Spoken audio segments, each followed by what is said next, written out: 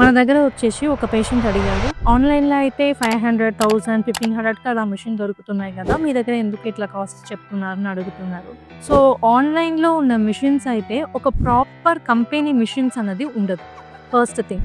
So, second thing ఏమంటే అది తీసుకున్నా కూడా మనకి ప్రోగ్రామింగ్ చేయాలి కన్నా, ఒకవేళ టెస్టింగ్ కన్నా ఇన్ కేస్ ఏ పవర్ అన్నది తీసుకుంటున్నాం అనేది వాళ్ళకి తెలవదు. అండ్ ఆ కంపెనీ అయితే ఏదైతే ఇస్తున్నారో అవి వచ్చేసి లో క్వాలిటీ మెషిన్స్ అలా ఉంటాయి. సో, ఒక ప్రాపర్ వేవ్ మెషిన్స్ అన్నది ఉండదు. సో, ఎందుకు మనం అలా తీసుకోకూడదంటే, మన నర్వ్స్‌కి, మన ఇయరింగ్‌కి అదే ఎక్కువ ప్రాబ్లమ్ అనేది ఇస్తది. ఒక ప్రాపర్ మెషిన్ మీరు తీసుకున్నారంటే, మనం ఫస్ట్ టెస్టింగ్ చేసుకోవాలి. దాని తర్వాత మనం దాన్ని ప్రోగ్రామింగ్ చేసుకోవాలి. సో, ప్రతి ఒక్క ఫ్రీక్వెన్సీని మనం అడ్జస్ట్ చేసుకోవచ్చు. బట్ ఆన్‌లైన్‌లో తీసుకున్న మెషిన్స్ అయితే అట్లా ఉండదు. అండ్ ఇంకా మనకి లో ఫ్రీక్వెన్సీ కానీ, హై ఫ్రీక్వెన్సీ కానీ డ్యామేజ్ అయిపోతది.